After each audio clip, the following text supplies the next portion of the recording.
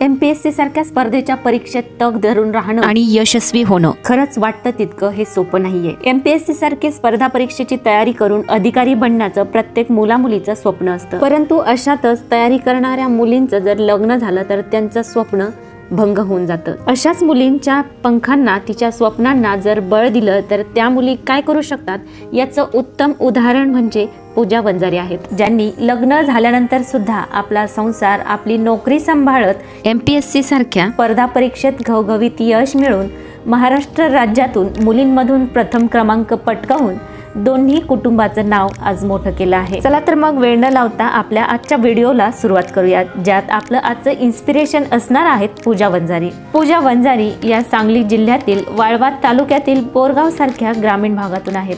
त्यांचं प्राथमिक व माध्यमिक शिक्षण वाळवा तालुक्यातील बोरगाव या ठिकाणी झाले आहे। त्यानंतर इस्लामपूर येथील राजाराम बापू इन्स्ट्रक्ट टेक्नॉलॉजी येथून कॉम्प्युटर सायन्स अँड इंजिनिअरिंग मधून पदवीपर्यंतचे शिक्षण त्यांनी पूर्ण केलं आहे।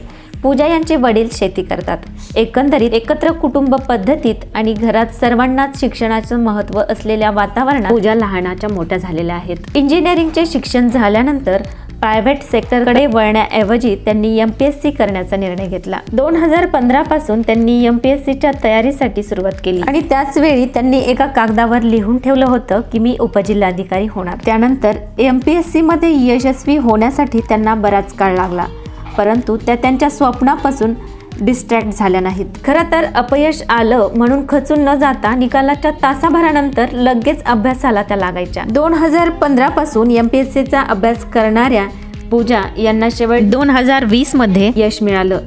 त्या सहाय्यक निबंधक सहकारी संस्था या पदावर त्यांची निवड झाली, पण त्या थांबल्या नाहीत, कारण त्यांचं ड्रीम पोस्ट अजून बाकी होती। 2020च्या परीक्षेत लग्नानंतर इंटरव्ह्यू देऊन त्यांना हे यश मिळालं होतं।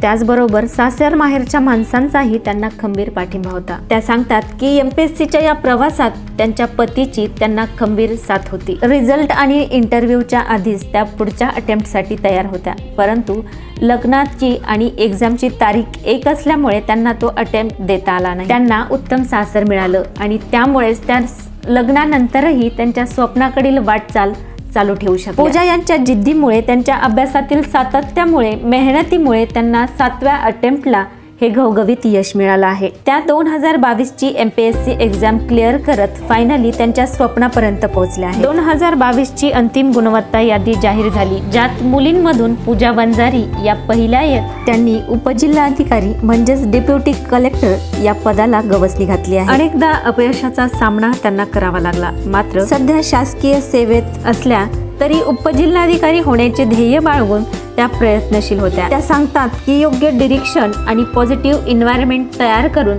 त्यात आपण जर अभ्यास केला तर यश नक्की मिळतं। अशा या अभ्यासू आणि ध्येयवेड्या अधिकाऱ्याला पुढील वाटचालीसाठी खूप खूप शुभेच्छा। व्हिडिओ आवडला असेल तर लाईक करा, जास्तीत जास्त शेअर करा आणि असेच नवनवीन माहितीपूर्ण व्हिडिओ यापुढेही पाहत राहण्यासाठी आपल्या चॅनलला आता सबस्क्राईब करा।